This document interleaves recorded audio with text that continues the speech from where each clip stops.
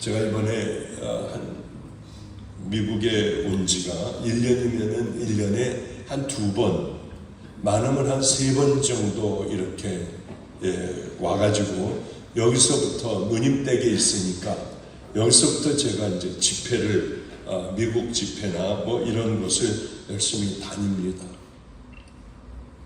그런데 이번에 요 전주에는 은혜 강교회라고 하는 교회, 저와 함께 제가 훈련시킨 그 아이들이 어느덧 이제 다 성장을 해서 우리는 빅5라고 합니다. 그저 제일 큰 애들, 그게 이제 42살이죠. 42살짜리들이 커가지고 목회를 하는데 제법 한국에서 잘 목회를 다 잘해요. 30대 때에 이 빅5는 몽땅 다 1000명 이상의 애들이 이렇게 집회를 하는데 한 번은 이렇게 평생 이제 이 목회를 하다 보면 점점 더 커질 거 아닙니까? 젊은 애들이 하니까. 그런데 어느 날 저에게 와서 목사님, 저 떠나게 해주세요. 아니, 이 1000몇백 명의 교인을 놓고 어딜 가려고 하니? 아프리카에 나이로비 한인교회에 그저 한 20여 명 모이는데 하나님 거기에 꼭 이렇게 좀 와가지고 도와달라고 하는데 그리 보내주세요. 참 속으로는 얼마나 행복했는지요. 왜? 이게 내 건데 이제는 절대 이거는 놓칠 수 없고 죽을 은퇴할 때까지 여기서 커져가지고 은퇴할 텐데 그게 아니라 놓고 떠나는 법을 배우게 했거든요. 놓고 더 낮은 곳으로 가고 우리가 정말 종이라면 그렇게 한번 다 내려놔 보자 했더니 정말 그것을 내려놓고 얘는 아프리카 나이로비의 한인교회에 갔는데 줄 월급이 없더래요. 얼마나 풍족하게 살다가 이 그저 6살 그저 4살, 6살짜리 애들을 데리고 이 교육도 시켜야 하는데 그리로 가가지고 열심히 거기서 사역을 하다가 이제는 뉴저지에 있는 은혜의 강교회에 와서 잘 사역을 하고 있는데 거기 제가 왔으니까 이제 한번 설교를 해야 되지 않습니까? 설교를 하고 나와서 성도들하고 인사를 하는데 누가 반갑게 제 손을 붙잡더라고요. 근데 어디서 많이 본 것 같고 알 것 같기는 한데 이게 누구더라? 하는데 보니까 가고 난 다음에 생각을 해보니까 기억이 났어요. 저는 이제 우리 집안은 전부 목사님 집안입니다. 남자들은 다 목사가 된 집안이에요. 작은아버지, 할아버지, 아버지, 그 사촌 애들, 하여튼 다 목사들이 되어가고 있지만 저만 의사가 돼서 또 돈 많은 재벌집의 사위로 돌아가 행복하게 나름대로 하나님 없이 그렇게 살아가고 이렇게 참 그렇게 살아갔었죠. 왜? 어려서 상처를 받았어요. 어쨌든 간에 그렇게 이제 행복하게 저 나름대로 이 삶을 그렇게 살아가고 있던 때에 하나님을 만나게 됐습니다. 저에게는 정말 충격이었어요. 제가 예수 안 믿은 건 교회 사람들, 이 사람들의 싸움, 완악한 것. 그 얼굴을 제가 지금 73인데요. 지금도 꿈을 꿔요. 지금도 장로님이 앞들어와서 소리를 지르는 꿈을 제가 꿔가지고 얼마나 가슴이 뛰고 무섭고 했는지 깨어난 다음에 나는 너무 좋은 장로님들과 함께 이렇게 목회를 했는데도 그렇게 참 마음이 그렇게 깨어나고도 참 힘들어서 이게 진짜 내게 지금 일어나는 일 같아 얼른 가서 세수를 하고 이제 다 털어내고 또다시 잠자리에 들고는 하는 그런 일들이 저에게는 참 많았습니다. 그런데 주님을 만나고 난 후 정말 깜짝 놀랐어요. 아니, 예수님이 분명히 없고 하나님이 없을 텐데 이건 말도 안 되는 일이 일어났습니다. 그래서 제가 하나님을 만나던 그때에 처음으로 주님 앞에 물었던 게 있어요.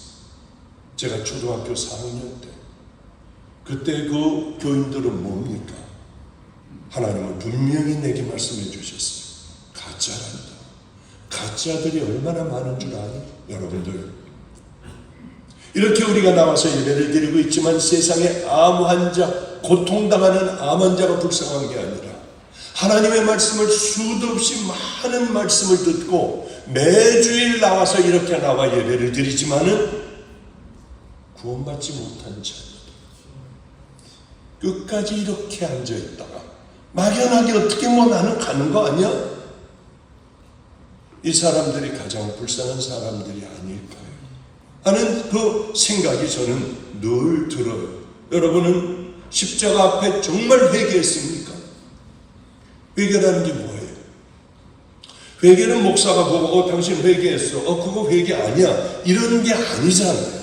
하나님께서 인정해 주시고 그래 너는 정말 그 회개를 했구나. 살던 삶, 악한 삶, 잘못된 삶들을 버리고 이제 주님 앞에 그 죄를 짓지 않겠다고 하고 바꾸는 삶. 이걸 주님은 회개라고 여기시지 또 그렇게 살아요. 은혜 받았다고 예배 드리고 난 다음에 또 가서 나를 상처 주고 탐욕과 거짓들, 위선들, 미워하는 사람들 쳐다보지도 않고 원수가 되어 살아가고, 이게 진짜일까? 예수님을 만났는데 천국 백성이 됐음에도 불구하고 변하지 않고 이렇게 살아간다면 우리들의 신앙을 다시 한번 처음부터 꺼내보지 않는다면 정말 천인공노할 일들을 그날에 가서 만날 수 있다고 하는 거죠. 성경대로 믿어야지 우리들이 가지고 있는 신앙대로 믿어서는 큰일 난다고 하는 거죠. 어찌됐든 간에 저는 주님을 만나 이제 그 믿음의 길을 단호하게 걸어가겠다고 하고 있는 재산 다 팔아서 가난한 사람들, 병든 사람 다 나눠줬어요. 저는 제 주머니 20만 원밖에는 없었어요. 이게 제 전 재산이에요. 이제 그 많은 재산들 병원이고 뭐고 다 없애버렸어요. 재벌의 사회인이 얼마나 많은 걸 가지고 있었겠습니까? 나에게 필요 없었어요. 주님 만나고 나니 더 이상 이건 아무 의미가 없더라. 왜 이걸 붙들고 살았을까? 왜 저걸 붙들고 살았을까? 이게 왜 내 자랑이었을까? 너무 기가 막혀서 의사 그거 뭐 자격증 면허증 다 찢어버렸어. 장인이 사준 최고의 청진기, 유명한 영국의 그 황실의 그 의사가 이 여왕들 왕을 진찰하던 그거예요. 다들 보면은 기절초풍을 하는 거예요. 제가 그걸 갖고 있습니다. 주님을 만나던 그날 저는 다 쓰레기통이, 그때 이렇게 큰 쓰레기통이 있었는데 거기에다 모든 것, 제 사진서부터 제 뭐 옛날 것 뭐서부터 시작하여 그렇게 중요하다고 생각했던 모든 것들을, 방에 있는 모든 것들을 갖다 쓰레기통에 다 집어넣고 저는 아직도 그때 당시에 사진은 한 장도 없어요.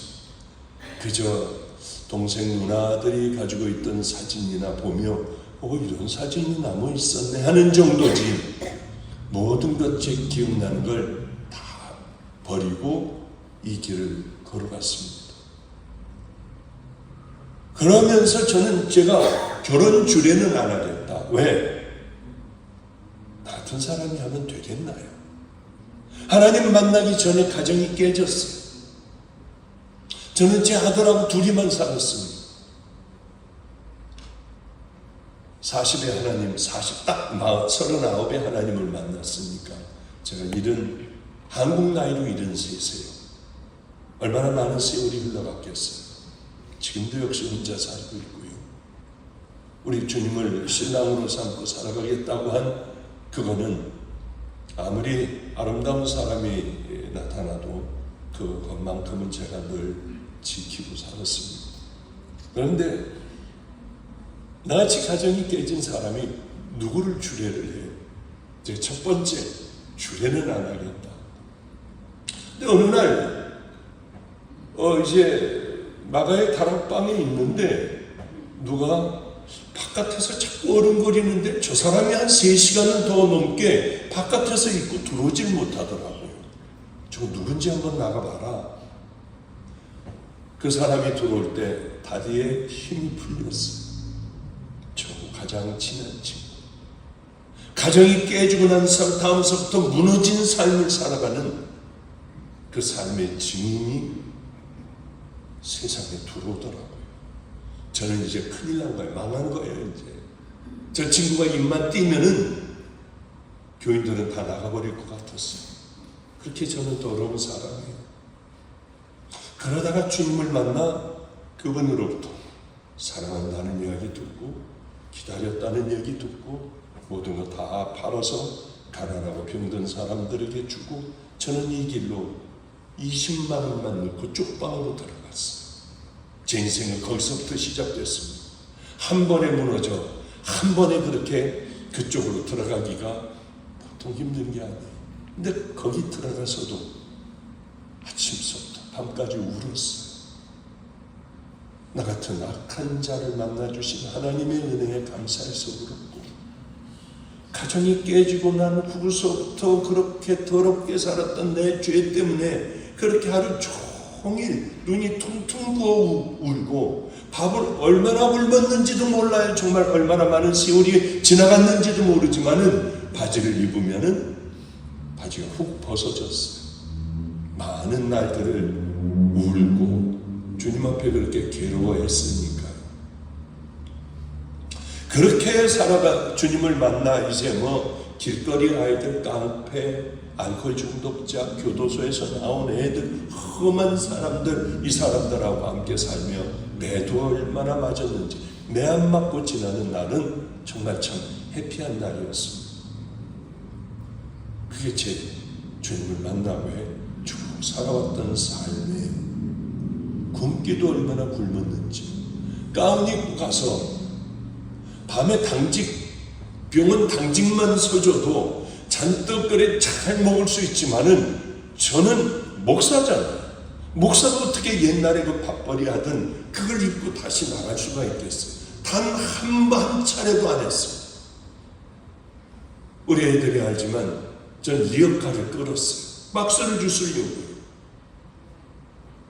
어쨌든 그렇게 이제 쭉 지내오는데 인천으로 오게 됐는데 누가 바깥에 자꾸 서 있어요.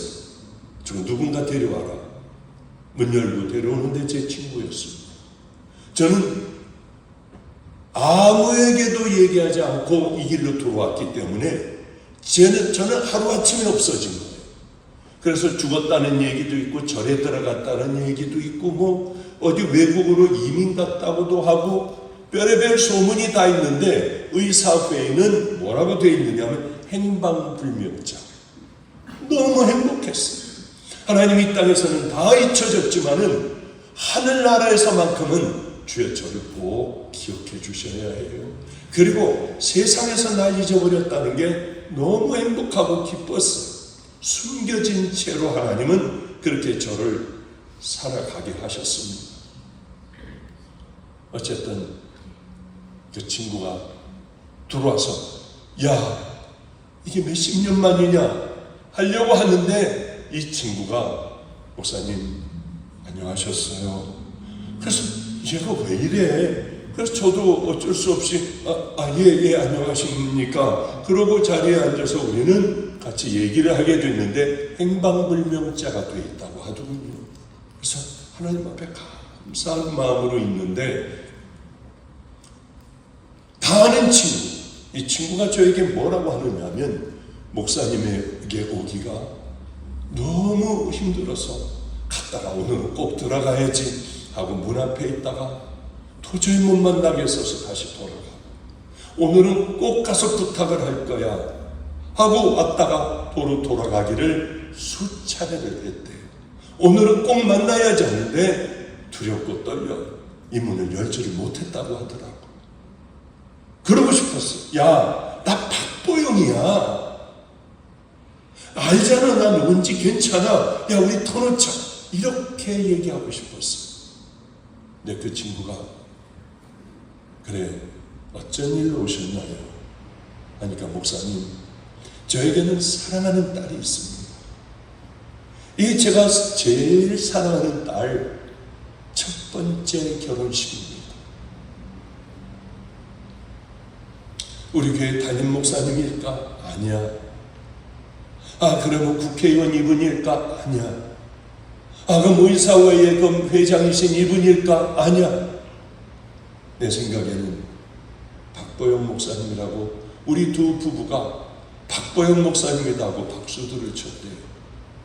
저같이 더러운 죄인에게, 악한 죄인, 끈적거리는 그 죄인에게. 그래서 나는 가정도 없이 살아간다. 그래, 나 같은 사람이 아니라 행복한 목사님, 건강한 가정을 두고 있는 그 목사님에게 가서 받아야지 나한테는 안 돼요. 다 알잖아요, 누구였는지. 근데 이 친구가 너무 깜짝 놀랄 얘기를 하더라고. 목사님은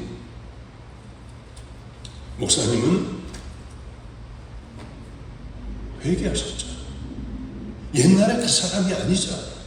하나님께서 귀하게 쓰시는, 절단을 하고 이 길 걸어가시는 목사님 아니세요? 하나님이 보시기에 옛날에 그 목사님을 그 옛날에 박보영으로 보겠습니까? 저도 존경하는 박보영 목사님이십니다. 정말 깜짝 놀랐어. 나 같은 자한테. 그때 깨달았습니다. 맞죠? 나는 옛날의 나가 아니야. 나는 이제 주님을 만나 새로운 옛날의 그 사람이 아니라 나는 이제 종이 길을 걸어가는 다른 사람이 됐어. 예수를 만난다는 게 뭔 줄 압니까? 여러분, 성도가 뭔 줄 아세요? 다른 사람이 되는 거예요.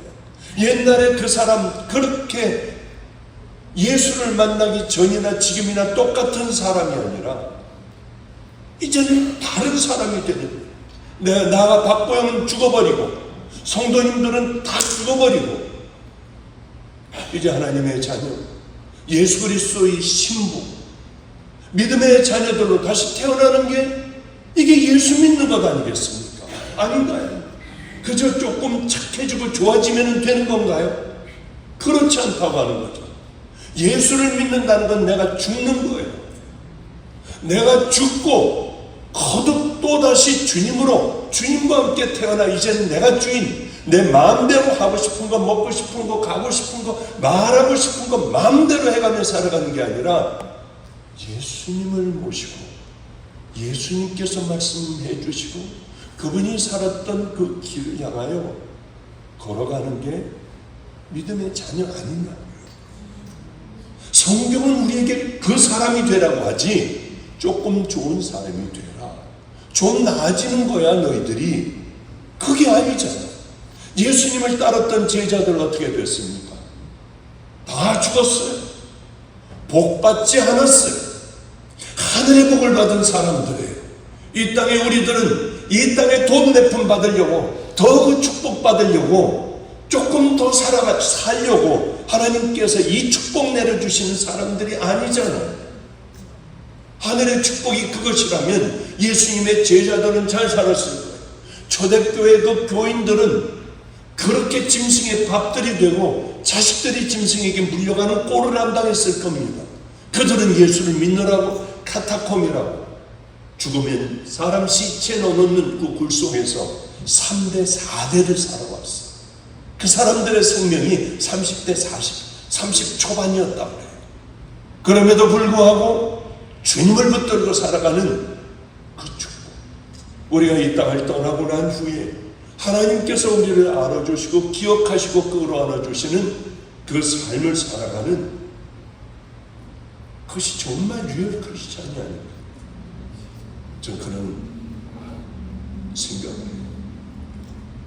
우리의 기쁨은 소유에 있는 것이 아니라 하나님을 사랑하고 주님을 위하여 내가 어려운 고난의 길을 향하여 걸어가는 그것이 우리들의 기쁨이어야 되거든요. 성경은 이렇게 얘기하고 있습니다. 그 고난을 참고 견디는 것. 이전에 있던 선지자들도 그렇게 박해를 당하고 핍박을 당했다고 해요. 우린 조금만 어려움 당하면은 교회에서 뒤집어지고 나가고 막 별짓들을 다 하지 않습니까? 조금만 억울하면 어디든지 가오리다 부르시는 대로 가오리다 찬양은 그렇게 잘하고, 억울한 거 있으면 뒤집어지고 입에 거품들을 물자고. 정말일까? 이게 정말일까? 그런 생각을 참 많이 해요. 신앙생활은 어떻게 하는 게 옳을까? 어떤 게 정말 예수님께서 인정해 주시는 천국 백성의 모습일까? 그 얘기를 좀 같이 좀 나누려고 합니다. 많은 믿음에 저에게는 멘토가 있어요. 마음에 이렇게 내 선생님이라고 생각하는 멘토가 있습니다. 그것은 나를 직접 이렇게 지도해주고 끌고 간 것이 아니라 내가 보고 배운 것들, 처참하게 무너진 그 상황이 내게는 멘토예요. 주님께서 내게 한번 해주셨던 말씀이 그게 내 멘토예요. 첫째 멘토는 감리교회 성자라고 하시는 우리 할아버지. 철들었을 때 할아버님은 이미 소천하셨어요. 95살에. 할아버님은 제가 하나님을 만나던 그날에 우리 아버님 찾아가지 않았어요. 그렇게 좋아하시는 우리 어머니 찾아가지 않았어요. 하나님 만나고 그 현장에서 달려나와 누구에게 갔느냐? 우리 할아버지에게. 할아버님은 늘 우리 장손이 주의 길을 걸어가게 해줘서 밤낮 술 먹고 담배 피고 냄새 풍기고, 할아버지에게 봉투를 수표를 갖다 드려도 나 이런 거 필요 없어, 도로 가져가. 나는 이런 거 전혀 필요 없어. 그리고는 목들이 다 쉬고 바지는 앞이 무릎이 툭 튀어나오고, 이게 왜 이렇게들 살까? 나는 이렇게 잘 살고 남들이 부러워하는 삶을 내가 살아가고 있는데 우리 집은 왜 나만 보면 울까? 왜 울까 도대체? 너무나도 그게 이상했어요. 하나님도 없는데 교회 싸움, 밤낮 교회는 싸움이었어요. 이게 다 거짓말이죠. 어린 제 눈에 보일 때 이건 다 거짓말이었어요. 정말 천국과 지옥이 있다면 이렇게 살겠습니까? 우리도 동일해요. 그 물음을 한번 물어봐야 합니다. 이제 곧 죽을 텐데 그렇게 오래 남지 않았어. 어쩌면 하나님 만난 지 벌써 30몇 년이 됐어요. 엊그제 같은데 내가 그곳에 앉아 절 죽여버리세요. 하나님 살아계시네요. 저 같은 놈을 죽여버리셔야 돼요. 날 죽여달라고 머리를 땅에 짓지며 울었어. 그러자 그분은 내가 너를 사랑한다. 얼마나 기다렸는 줄 아니? 죽을 것 같았어요. 죽을 것 같았어. 날 죽여달라고 머리를 쾅쾅 마룻바닥에다 머리를 짓진 기억이 있습니다. 왜 저러리요? 머리를 들어라. 머리를 들었을 땐 십자가가 있었고, 그때 제게 확 다가온 것은 저 십자가는 강도들, 싸우던 그 사람들이 아니라 날 위한 십자가예요. 저게 날 살렸어. 그럴 때 주님은 내 마음에 분명하게 이렇게 말씀하셨어요. 하나님의 세상을 이처럼 사랑하사 독생자를 주셨습니다. 이는 저를 믿는 자마다 멸망치 않고 영생을 얻게 하려 합니다. 그때 박보영은 죽어버렸어. 그때 저는 죽었어. 다시는 뒤를 돌아보지 않을 거예요. 이제 가운 입고 수술하고 그런 거하고 저거는 관계가 없어요. 굶어 죽는다 해도, 일주일씩 굶었다 해도, 배가 고파서 이 유명한 안일옥이라고 하는 이 뭡니까? 일제시대 때서부터 있었던 그 맛있는 곳에 국밥 한 그릇 먹고 싶어. 그곳에서 몇 시간 동안 전도를 했어요. 여러분 예수 믿으십시오. 누가 밥 사줄 줄 알아.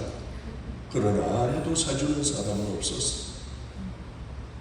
그런 삶이 내게 기다리고 있고, 같이 사는 애들이 어느 날 화가 나가지고 이제 애인이 배신하고 갔는지 막 담배를 피고 술을 먹고, 내 자식 같은 애들, 여기 내 생명 같은, 비록 우범지역의 작은 남의 집 2층이지만은 거기 내 생명 같은 내 성전이었어. 술 먹고 난리를 피고 있는 거예요. 야, 너 미쳤니? 자식 같은 애들에 때도 밀어주고 새벽이면 붙들고 울기만 하고 불쌍해가지고 같이 울고 하던 놈이 이렇게 될 때 막 나가라고 밀고, 손대지 마요, 오늘은 대지 마요, 확 밀어버리니까 또 한 번 대면 죽여버려. 그래도 담배를 거기서 피우게 할 수 없잖아요.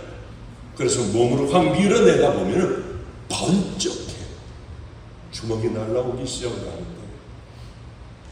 이 구석에다 몰아놓고 그냥 막 펀치볼 치듯이 하다가 아래를 발로 차면은 쓰러지면 그 다음에 구두발로 파는 거예요, 얼굴을. 사람이 매맞아 보면은 내 이력이 저건 뭐 또 매맞으니까 괜찮을 거야. 아니, 더 무서워져. 더 겁나. 노예같이 되버려. 하라는 대로 다 하게 될 정도로 무서워요. 매에 익숙해지면 진짜 무서워요. 얼마나 많이 맞았는지, 그리고 발로 짓밟고 애들은 나가서 막 범죄를 해요. 걔들은 다른 범죄로 붙잡혀가고, 저는 방대산까지 올라가는 게 너무 힘들었어. 기어갔어. 아래가 아파가지고 숨을 못 쉬겠어. 그럼 기어가서 엎드려 있으면 기도도 전혀 안 나와. 주여, 그저 피 흘리고 침 흘리고 못생기고, 주여 주여, 그러고만 있었어. 그러고 한 2주쯤 지나면은 얘 붙들려 가가지고 이제 구치소로 넘어가고, 구치소에서 있다가 가서 이제 재판을 받는 거예요. 넌 더 악하지 않아? 쟤는 주먹으로 해결했지만 네 안에는 더 악하지 않아? 너는 더 악하게 살아왔잖아. 알겠어요, 주님. 그걸 어떻게 면회를 가고 그런 아이를, 아버지 같은 나이 많은 나를 그렇게 때리는 녀석을 어떻게 면회를 가느냐. 이 안에 생각만 하는 주님 앞에 갈게요 하지만은 여기에 또 올라오기 시작하면은 죽여버리고 싶은 마음이 이 안에 또 올라오는데 어떻게 해요? 저는 성자가 아니에요. 똑같아요. 여러분하고 똑같이 음란도 똑같이 올라오고 거짓도 탐욕도 똑같이 올라오는 사람이에요. 단지 주님을 만난 그것으로 이기고 싸우고 이기고 하루하루를 승리하려고 애를 쓰고 몸부림을 치는 것밖에는 더 없어요. 이 세상에 성자는 없다고 생각합니다. 열심히 싸워가는 거죠. 2주쯤 지나면 두루누루 태저에 벌었던 게 안에 있던 시뻘게 아니다. 눈알이. 그것도 좀 이제 사그러지고. 그러고 면회를 가는데도 내 마음은 저런 놈을 어떻게 면회할까? 저런 놈이. 그럴 때마다 나 같은 놈도 기다리고 사랑해 주셨지. 그 놈도 사랑하지 않으실까? 그 놈도 기다리지 않으실까? 난 더 악했으니까. 그 생각을 하면 차를 타게 되고 평택구치소를 향하게 되고, 번호표를 뽑았는데도 괴로운 거예요. 쫙 칸칸이 쫙 돼 있어. 부자가 올리면 내 번호로 가면은 가서 서 있어. 걔를 만날 생각하니까 힘들고 가슴이 막 뛰고 그래요. 고동색 죄수복을 입고 마이크도 없습니다. 그냥 이런 아크릴판에 구멍만 뚫어져 있어요. 여기다 대고 소리 지르고 서로들 소리 지르는 소리들 때문에 무슨 소리인지 잘 안 들려요. 얘가 나오다가 뒤로 마치 예수님을 이 겟세마네 가서 잡으려고 하는데 네로다 하니까 뒤로 주춤주춤 물러나듯이 저를 보자마자 주춤주춤 막 뒤로 물러나더라고요. 넘어지려고 해요. 옆에서 쓰는 사람 하나가 있고 빨리 와. 2분밖에 안 준대. 빨리 와. 거기다 귀를 대고 있으면 기도를 안 해주는데 하나님, 저는 그런 기도가 이루어질 줄은 상상하지도 못했어요. 이 아이도 하나님께서 쓰시는 귀한 아이로 조금 저 같은 것도 쓰셨잖아요. 이 천한 것도 쓰셨잖아요. 이 아이도 써주세요 하면은 좀 기분이 이상해가지고 눈을 떠보니까 코는 여기까지 나와 있고요. 사람 눈에서 저런 물이 저렇게 나올 수가 있나 할 정도로 후두둑 떨어뜨리고 어깨를 들먹거리고 있는데 그거 보니까 이 마음에 있었던 미움이나 뭐 다 없어지더라고요. 돌아오면서 생각을 했습니다. 원수를 사랑하라. 이것이 원수를 위해서 그러는 게 아니라 나를 위한 거구나. 만약에 그때 제가 그 아이를 면회를 가지 않았으면 지금도 힘든 감정에, 괴로운 감정에 그 아이를 미워하고 있었을 수도 있어요. 하나님은 우리를 사랑해서 원수가 줄이거든 먹여라, 목마르거든 너 마시어라. 그래서 이걸 이렇게 하시는구나. 지금도 보고 싶고 늘 그리운 아이들이지요. 그리운 아이들이에요. 그래요. 우리는 하나님의 말씀을 순종을 안 하려고 해요. 그리고 개도 안 물어가는 자존심 때문에 우리는 하나님의 말씀대로 살려고는 안 해요. 왜? 불편하기가 짝이 없고 이거 정말 자존심이 다 무너져버리고 그대로 그렇게 하려고 하면 너무 어렵잖아요. 내게는 처음에 말씀드렸지만 우리 할아버님이 계세요. 감리교회 성자. 할아버님에게 먼저 갔더니 할아버님에게 방문을 열고 이 기쁜 소식은 내가 주의 종의 길을 결단하고 옛날에 나는 죽었어 이제 나는 박보영이 이제 하나님의 종이 될 거야. 그러고 할아버님 방문을 두들겼더니 저에게 반말도 안 하세요. 할아버님. 아이고 우리 장손 오셨나? 들어와. 나 이 지금 원고마저 이거 좀 마저 정리할게. 종교교회 담임 목사님이셨죠.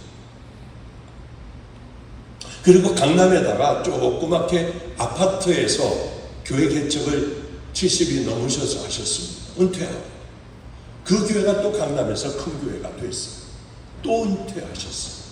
그런 할아버님이 얼른 들어와 나 이것만 마저 정리할게 하시다가 저는 할아버님을 보고 너무 고마워 울었어요. 옛날에는 짜증나는 할아버지였거든요.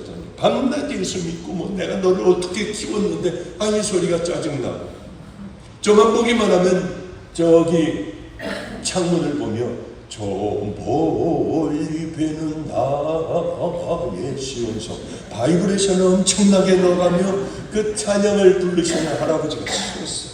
근데 주님을 만나고 나니 태산 같은 할아버지, 내게 이렇게 귀한 분을 하나님께서 이 가정에 태어나게 하셨구나. 얼마나 고마웠는지 울었어요. 그래서 하고 오니까 왜 그래? 또 어려움을 당했구나. 왜냐하면 가정이 깨져 할아버지를 한번 찾아간 적이 있거든요. 이제 아들하고 둘이 살아가며 또 어려움을 당했어. 또 어려움이 아니에요. 제가 하나님을 만났어요. 저 주의 뒤 걸어갈 거예요. 이 얘기를 들었는데 할아버지가 충격을 받으시고 황해도 영백분입니다. 뭐이? 어드래? 어드로 타고 아이고 주님 이게 뭐야? 뭐라고? 그러고 한절부절을 못하셨어요. 제가 하나님을 만나리라고는 상상도 못하십니다. 기도는 그렇게 분명히 하시지만은 정말 제가 와가지고 주의 길을 걸어가리라고는 상상하지도 못하십니다. 우리 할아버님도 가만히 보니까 믿음이 없어요. 처천하신 분이지만은 기도는 해놓고 정말 이루어지니까 그 다음에 횡설수설을 하시더라. 제가 주님 만났습니다. 말을 못해서 울기만 하시더라. 이 할아버지들은 보통 8, 90, 그때가 90 다 되셨을 때죠. 울어봐야 소리만 울잖아요. 저도 이제 아직도 젊은 나이에요. 이제 일은 좀 넘은 나이인데 저도 눈물이 잘 없어지더라고요. 물론 저 짬은 나오긴 나오는데 근데 눈물이 없어져. 마음이 강팍해지고 감동이 되고 애들은 조금만 하면 눈물을 그렇게 흘리고 그냥. 근데 이 할아버님이 눈물을 흘리시고 어린아이같이 그렇게 어깨를 들썩이면서 우시더라고요. 그러더니 기도가 절 붙들고 아무 말도 못하시고 우시다가 이 아이는 성자의 길을 걸어가게 해달라. 그거 한마디 하셨어요. 그리고는 그때서부터 좋아가지고 어쩔 줄 모르면 이제 너 언제 목사 안수 받니? 왜 우리 감리교회는 존경하는 분하고 같이 가서 목사 안수를 그분에게 받습니다. 언제 봐도 할아버지 주님 만난 지 일주일도 안 됐어요. 어딜 가는지도 몰라요. 그래도 지금부터 계산을 해봐요. 계산. 그래서 저는 일찍이요. 2학기 가을 학기에 들어가게 됐어요. 이제 이만큼 3년 남았어요. 이제 2년 남았어요. 1년 남았어요. 안수까지 얼마나 남았니? 목사 안수까지 얼마나 남았어요? 그런데 제가 목사 안수 받기 5일 전에 할아버님 몇 개월 전에 담도가 막혀 얼굴이 노랗게 되고 그렇게 손과 발이 통통 얼굴도 부으셨어요. 병원에서는 혼수 상태다. 이대로 돌아가실 거다 해서 집으로 모셨습니다. 근데 그날 어떻게 제가 갔어요. 가서 할아버지를 따뜻한 수건으로 다 닦아드리고 통통 부었어요. 다. 얼굴도 통통 붓고 눈도 이렇게 떠지지가 않고요. 할아버지 그래도 미동도 없으세요. 다 그렇게 해드리고 난 다음에 할아버지 저 이제 어떻게 해요? 5일 후에 저는 목사 안수를 받는데 어떻게 해요? 그때 막 뽀둥뽀둥 대시다. 물론 몇 시간 후에 수천하셨습니다. 그래서 얼른 스펀지 벽에를 가져다가 뒤에다 이렇게 고여드렸는데 놀랍게도 똑바른 말씀, 코가 좀 맹맹한 말씀이지 할아버지의 똑바른 음성을 들을 수 있었어요. 근데 그때 이런 거 얘기하니까 자꾸 신사도라고 하는데 그때요 공기가 이상하더라. 뭐야 이거 왜 이래? 이렇게 하면 사사사사사사 뭐가 잡힐 것 같아요. 이게 그냥 이렇게 하면 사사사사사 할 것 같은 기분이 들었어. 그때 할아버지가 얘기를 하시고 혼수상태 할아버지가 사랑할 수 없는 것을 사랑해라. 용서할 수 없는 것을 용서해라. 변명하지 말고 살거라. 가장 천하고 낮은 자들과 함께 살거라. 저 그래서 그때부터 버려진 노숙자나 길거리에 집 없는 아이나 거지 아이들이나 강도짓 하고 있는 애들, 남의 집 타고 넘어가는 애들, 교도소에서 나올 때 또 범죄하려고 하는 이 험한 사람들하고 함께 살기 시작을 했어요. 이 귀한 분들의 마지막 유언 같은 말씀은 아무도 없을 때 저에게 얘기해 주셨어요. 거의 비슷해요. 거의 이 사람들의 그래도 어느 정도 이렇게 올라가 있고 기도하고 하나님 앞에 똑바로 산 분들의 그걸 보면 거의 비슷해요. 어쩌면 그럴까요? 그건 제 마음에 생명같이 여기며 이건 내 마음의 뼛속에 집어넣었습니다. 그리고 정말 그렇게 하려고 애를 써왔어. 또 한 번은 내 마음속에 들어와 있는 거는 이제 힘든 13년간의 힘든 그런 밥 잘 먹지도 못하고 병들어 저는 죽어가고 피도 토하기도 하고 버려진 애들에게 매도 맞고 이러면서 저는 13년의 세월을 보내는 가운데에 이상하게 자꾸 이제 터널을 다 빠져나왔네. 왜 그런 생각이 들지? 이게 무슨 생각이야? 하나님의 음성도 이제 거의 못 들을 때예요. 이게 왜 그러지? 왜 거의 다 끝났다고 뭐가 생각이 되지? 그러고 있으면서 애들이 길거리 아이들이 학교를 다니기 시작을 했어요. 그래서 갈 때마다 얘네들은 젓가락을 가지고 가요. 이것만 있으면은 딱 가서 야 갖고 와 하면 애들이 알아서 온갖 진수성찬을 다 갖다가 차려놔요. 왜? 깡패들이니까. 싸움을 잘하는 애들이니까. 그래서 애들 학교 보내기 전에 가방 조사해서 야 니네들이 부러뜨려. 너희들이 배고픈 것을 보고 하나님은 그때를 기억하시고 배고픈 걸 참고 마음껏 먹고 때리려고 하는 걸 참을 때 하나님은 너희들을 종으로 쓰실 거야. 정말 제가 한 얘기를 주님은 책임져 주셨어요. 도장을 찍어주셨어요. 그저 저는 그냥 한 얘기인데 우리 할아버지같이 그냥 한 얘기인데 어쩌면 저도 믿음이 없는지요. 그리고 젓가락을 부러뜨리고 애들은 가서 물을 먹어요. 그런 날들을 우린 보내고 학교 갈 때 되면은 끌어안고 기도해주고 길거리 아이들이 학교를 다니게 됐고요. 그리고 있는데 애들이 학교를 보냈는데 그 오랜 세월 이제 이게 내 삶이 되었고 다른 데 싫어. 큰 교회 가라부에도 싫어. 이게 편안해요. 근데 애들 학교를 보내고 저는 새벽 기도를 9시간을 했어요. 새벽 3시서부터 일어나가지고 우리는 기도하거든요. 아침 12시까지. 12시가 되면 전도질 가지고 나갔어요. 항상 그 삶이었어요. 근데 애들을 다 학교를 보내고 났는데 누가 부르더라고요. 저를.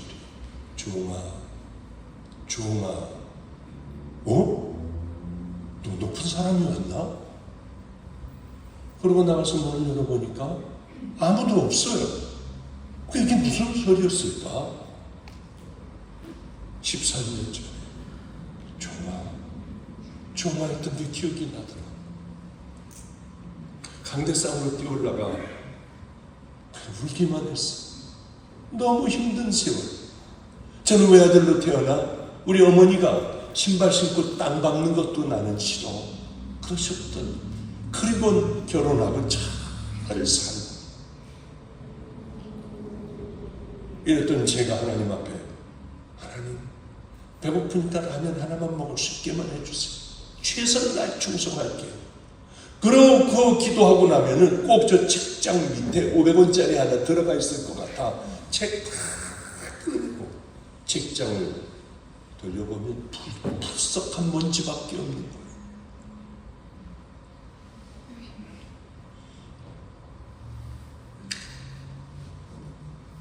그래서 얼른 그 힘든 고난의 13년의 세월을 보내고 났는데 얼른 가서 엎드렸어요. 제게 주신 첫 말씀 내가 다 봤다. 그게 제 뼛속에 들어왔어요. 하나님은 여러분의 삶, 스쳐지가는 생각까지도 다 아세요. 우리는 하나님을 두려워할 줄 알아야 돼요. 하나님 말씀에 순종할 줄 알아야 돼요. 내 마음대로 살아가는 걸 이제는 멈춰야 합니다. 하나님의 말씀대로 살아가려는 최선을 다하는 그 삶을 살지 않는다면 주님 앞에 갔을 때 주님께서 넌 몇 년 교회 다녔냐? 와, 15년, 20년을 다녔어. 너 장로니? 너 잘했다. 헌금은 얼마나 했냐? 니네 교회는 몇 명이냐? 니네 교회 담임은 누구였니? 이거 묻겠냐는 거예요. 이거. 뭘 묻겠습니까? 너는 내 신부로 살아왔니? 너는 내 말에 정말 순종하며 살아왔니? 내가 너에게 가라한 그 길을 향하여 너는 정말 걸어갔니? 너는 너 자신을 얼마나 십자가에 못 박았니? 얼마나 많은 사람을 용서하고 사랑했니? 내가 제일 마음에 가 있는 고아, 과부, 나그네, 옥에 갇힌 자, 버려진 자들에게 너는 뭘 했니? 너는 너만을 위해서 먹고 살았니? 너 정말 나를 만났니? 우리 주님은 그걸 물으실 거 아니에요. 너는 내 신부로 살아왔어? 여러분, 우리는 뭐라고 해야 되겠냐고요. 준비를 하고 살아가야 될 거 아니에요. 가장 황당한 사람은 이것을 다 알면서도 내가 살아온 삶을 버릴 수가 없어. 그저 그렇게 예배드리고 그렇게 예배 보고 나가서 그렇게 늘 살듯이 또 살고 또 살고 또 살다 보면 언젠가는 될 거야. 절대로 안 됩니다. 날이 가면 갈수록 딱딱하게 굳어져 버려요. 콘크리트같이 여러분의 신앙은 굳어진다는 거예요. 돌아오려고 해도 돌아올 수가 없어요. 저는 그런 사람들 너무 많이 봤어요. 돌아오려 해도 안 돼요. 목사님, 여기가 안 돼요. 저 어떻게 해요? 건강할 때도 안 됐는데 아파 죽어가면서 될까요? 더 안 돼. 아파서 더 안 돼. 생각하지도 못해요. 저는 이런 설교만 평생을 했습니다. 주님이 그러셨어요. 너는 깨워라. 깨워 돌이키게 해라. 그래도 이렇게 설교하고 하나님 제발이요. 깨닫는 사람들이 있어. 작은 것서부터 이제 회개하고 주님의 길로 순종하고 용서하고 다 풀고 제발 그렇게 살게 해주세요. 그리고 집회 나갈 때 보면 축도하면 다 일어나 그저 가버리더라고요. 또 실패했네. 주여 어떻게 하면 돼요? 그런 생각을 얼마나 많이 하는지 몰라요. 어떻게 우리가 정말 예수를 바로 믿을 수 있을까? 어떻게 하면 될까? 어떻게 하면 하나님을 만날 수 있고 이렇게 닝닝한 신앙을 버리고 어떻게 하면 정말 하나님을 만나고 신앙생활을 어떻게 해야 되고 어떻게 하면 천국 가나? 어떻게 하면 우리의 신앙은 날마다 좀 성장을 할 수가 있을까? 이런 것들이 우리에게 정말 큰 물음이 되어야 돼요. 물음이. 벌써 또 시간이 다 되어가니까 여러분 기억해야 될 건 목마르지 않으면 우린 이대로 늙어갑니다. 이대로 굳어가요. 이 신앙이 어떻게 갑자기 이 신앙이요? 여러분 누가 부흥 강사가 왔다고 하여 갑자기 이 신앙으로 변화되고 천국 가는 신앙, 하나님이 기뻐하시고 복 주는 신앙, 그 신앙 절대로 안 됩니다. 하나님은 독생자를 우리에게 주셨어요. 예수님은 십자가에 못 박히셔서 우리에게 모든 것 다 거둬주셨습니다. 이제 우리가 받아야 할 차례예요. 우리가 해야 될 일이 있지 않습니까? 가장 귀하고 아름다운 걸 공짜로 얻으려고 합니까? 예수님 십자가에 달리셔 우리를 위하여 피 흘려 돌아가신 것까지 우리는 다 그냥 받아요. 거저주시는 하나님의 은혜예요. 그 다음서부터는 우리가 해요. 하나님 앞에 기도해야 돼요. 하나님 회개할 수 있도록 우리와 함께 하여 주소서. 나도 회개하고, 회개라고 하는 건 안 하는 거예요. 싸우는 겁니다. 이 더러운 죄들, 악한 것들, 이것들을 주님 십자가에 못 박게 해주세요. 우린 그렇게 하고 기도도 열심히 해야 됩니다. 전적인 하나님의 은혜를 받아 이 길을 걸어갈 수 있어야 해요. 그리고는 이제부터 싸우는 겁니다. 저는 함께 사는 우리 아이들에겐 예수님 다음으로 알아요. 이 목사들이 전부 이 목사들. 제가 오해하는 건지는 모르겠습니다만은 제가 말 한마디면 애들 몽땅 다 적어버릴 수도 있고요. 얘네들에게 아무에게도 얘기 안 했지만 무릎 꿇은 적도 있어요. 무릎 꿇은 적도 있어요. 나 용서해달라. 내가 잘못한 건 용서해줘야 되잖아. 이것들이 나한테 까불어 그냥 그런 줄 알아가 아니라 싸워야 해. 누가 구원받습니까? 복음 듣는 자들 물론 들어야 돼. 교회 출석하는 사람들 물론 출석해야 돼. 그런다고 다 구원받습니까? 아니에요. 청함을 받은 사람은 많지만 택함을 받은 사람은 그렇게 많지가 않아요. 누가 거듭날 수 있을까? 누가 좋은 예수님의 인격을 따라 살아갈 수가 있을까요? 목마른 사람들. 나 그렇게 좀 해주십시오. 엎드려 기도하는 사람들, 간절하게 목말라하는 사람들은 싸우고 그 상황을 만났을 때 나를 십자가에 확 못 박아버리기도 하고 찾아가 용서도 하고 사랑도 하고 있는 거 다 주기도 하고 비난하려고 할 때 오히려 칭찬을 하고요.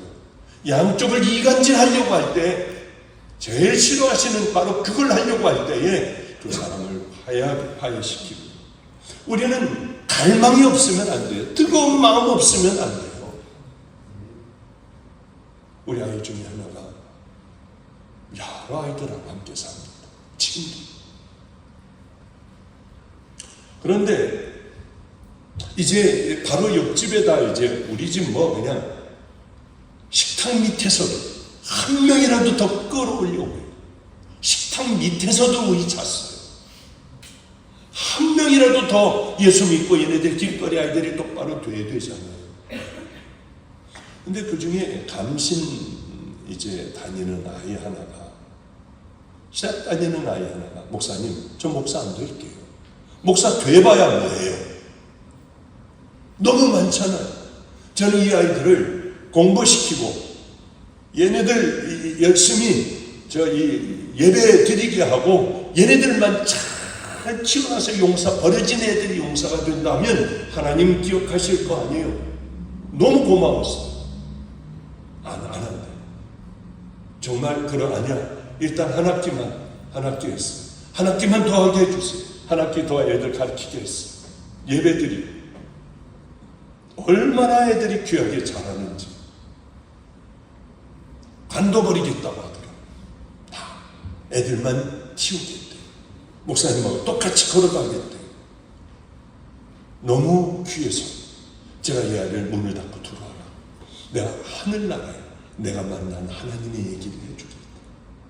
너 이 가운데 네가 제일 늦는 것 같지만은 제일 빨리 달려갈 수 있는 방법을 내가 가르쳐줄게. 두고 봐. 하나님께서 너를 어떻게 쓰시나. 예, 제일 더러운 게 뭐니? 화장실에 있는 변 닦은 거래요. 그건 네가 해. 제일 짜증나는 게 뭐니? 애들이 빨래들을 다 쑤셔 박았는데 남자는데 그거 다 꺼내가지고 네가 해가지고 착착착착 다 놔둬. 그 다음에 더러운 게 뭐야? 음식물 쓰레기요. 그 네가 전부 왔다 갔다 하며 깨끗하게 네 마음같이 닦아달라고. 이런 일들 기본서부터 가르치기 시작을 했어요. 어쨌든 간에 시간이 없으니까요. 남들이 보면 제일 늦어요. 왜? 얘네들 붙들고 있고 얘 대학도 이제 관둬버렸고 이러니 뭐 얼마나 얘가 늦겠습니까? 그런데 저는 툭 그냥 얘기했어요. 야, 우리 집에 변호사 없는데 너 변호사 공부 한번 해봐. 이렇게 얘기하면 애들은 무조건 해요. 예, 알겠습니다. 변호사 공부 잘하겠습니다. 감신 다니는데 내가 무슨 놈은 변호사 공부를 어떻게 해요? 근데 얘가 숨어서 인터넷 찾고 뭐하고 책 살 돈을 달래요. 이만큼 책을 사가지고 공부하는데 이제 시험을 치러 가는데 30분의 1도 못 봤대요. 요거를 30분의 1도 못 봤대요. 목사님 그냥 가가지고 시험 삼아서 한번 볼게요. 시험을. 그럼 갔어요. 한동대였습니다. 국제변호사. 갔는데 사람들이 꽉 차가지고 밥 먹을 데가 없으니까 식판을 들고 가만히 있으니까 외국 사람이 오라고 해서 거기 앉았답니다. 그래서 죄송해서 그냥 밥도 안 먹고 밥만 먹었더니 이 사람들이 나갔는데 누런 봉투를 놓고 갔더래요. 저분이 찾으러 오면 드려야겠다. 잘 갖고 거기서 그분들 먹던 거 다 갖다 주고 행주 하나 달라고 그래서 우리 집에서 늘 하던 대로 행주 뭐 더러운 거 다 이거 줍고 행주를 닦고 다른 상도 다 뭐 하던 대로 하고 있는데 어떤 그 사람이 저쪽에서 계속 보고 있더래요. 보더니 뭐라고 하느냐면 여기 누런 봉투 못 봤냐? 여기 있습니다. 너는 왜 이 일들을 이렇게 남의 먹은 것까지도 다 다니면서 치우냐? 저 그냥 집에서 그렇게 하던 버릇이 있었습니다. 너희 집은 뭔데? 우리 집은 박보영 목사님하고 사는 영어로 이제 많은 이 아이들하고 사는데 그렇게 삽니다. 주님이 기뻐하실 것 같아서. 그러니 충격을 받더래요. 박보영 목사님을 내가 알아. 우리 학교에도 많이 왔어. 그래가지고 들어갔는데 면접하는데 면접이 뭐 70%인가 그랬습니다. 그 사람이 학장이 그래요. 그러면서 이제 막 시원하게 물어보는데 얘한테 물어보려고 하면은 너네는 몇 명이 사니? 다른 사람이 법에 대해서 물어보려고 하면 너네 몇 명이 사니? 그래서 몇 명이 삽니다. 그럼 애들은 학교를 어떻게 다니고 뭐 중학교 뭐 초등학교 다니는 애도 있고 그렇습니다. 딴 걸 물어보려고 하면 또 얼른 물어보더래요. 그래서 다른 사람이 다른 애들 물어보고 목사님 틀렸어요. 그런 것만 물어보고 저한테는 법적인 거 하나도 안 물어보고 바로 나가라고 그랬습니다. 거기 버클리 대학에서 나오고 카이스트에서도 오고 쟁쟁한 애들이 다 왔는데 20분의 1도 30분의 1도 안 본 빵점 맞아야 할 그 합격 통지서가 왔더라고요. 말도 안 되는 일이었어요. 결국은 변호사가 국제 변호사가 됐어요. 이건 말도 안 되는 일이에요. 저는 그런 생각을 해요. 너 제일 늦었지만 먼저 하나님께서 걔가 그렇다고 하면 머리가 기가 막히고 아니에요. 전 다른 건 몰라요. 목말라요. 하나님이 뭘 기뻐하실까?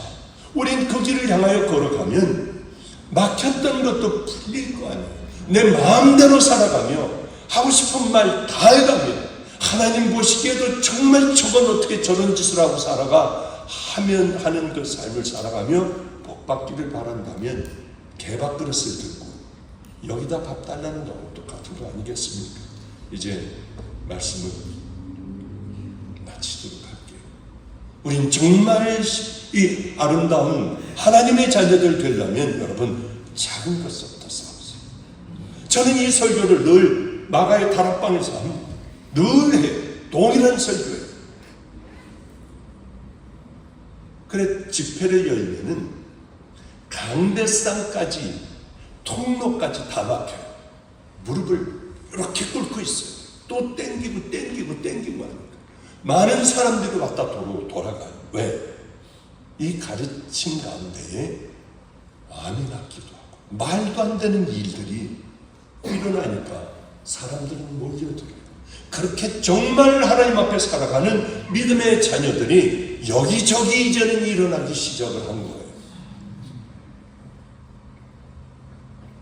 네, 얼마나 이게 감사하죠. 그런데요.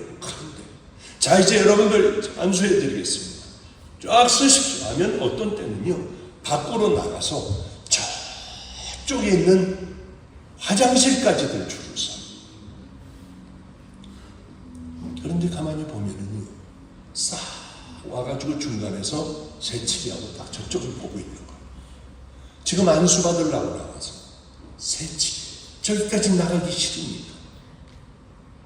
때로는 어떤 사람은 우리 이제 겨울에 이제 밥을 주어야 하니까 고추니 뭐니 잔뜩 거기에서 기릅니다.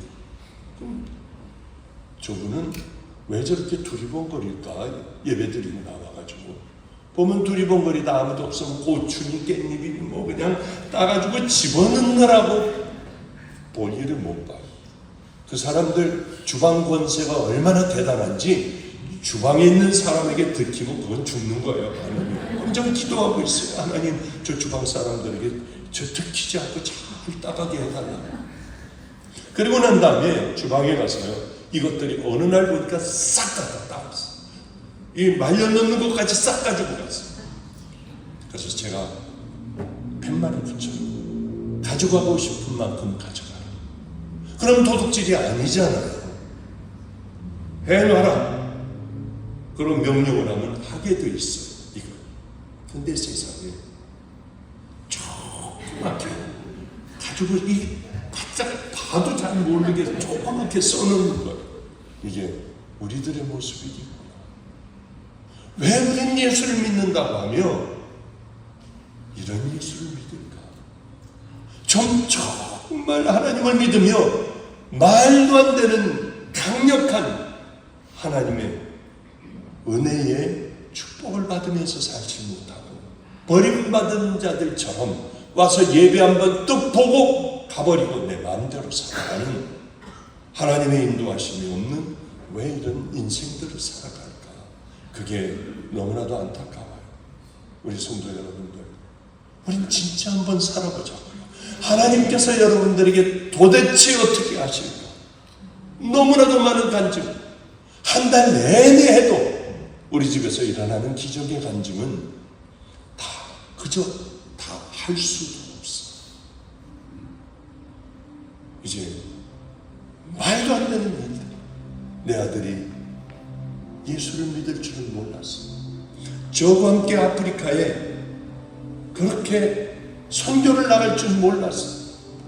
이 좁디 좁은, 걔는 어마어마한 부자예요. 좁디 좁은 그런 곳에 앉아서 얘가 박수 치고 있을 줄은 저는 상상하지도 못했어. 하나님을 용서 안 하겠다. 자기 아버지를 뺏어간 그 하나님은 자기 절대 용서 안 하겠다. 아버지도 내가 용서 안 하겠다. 이러던 아이였는데 세상에서 제일 좋은 사람이 자기는 아버지예요. 아버지가 가르쳐준 것 다 내 아들에게 가르쳐주고 있어. 아버지는 예수 안 믿을 때도 추운 겨울에 옷을 벗어 할아버지에게 입혀주고 지갑을 꺼내 모든 돈을 다 할아버지에게 드리면서 따뜻한 설렁탕 한 그릇 사드세요. 자기는 너무 충격이야. 왜 예수 안 믿을 때 그랬니? 난 할아버지에게 배웠어. 난 그랬는지도 몰라. 할아버지에게 배웠어. 어려서부터 배운 그게 내 삶이었던 모양이야. 전 그게 너무 기억이 나. 자기 아들에게도 동일하게 그렇게 가르쳐주고 있다고 하더군요. 저도 모르게 이 습성이 제게 배었어. 할아버지가 가르쳐주신, 어렸을 때 가르쳐주신 그게 배었어. 여러분, 하나님의 가장 아름다운 것이 여러분 몸에 배요. 딴 생각해도 천국 갈 수 있는 백성. 자꾸 훈련하고 또 훈련하여 우린 함께 그것을 향해 걸어가는 형제 자매들 되시기를 주님의 이름으로 축복합니다. 기도하겠습니다.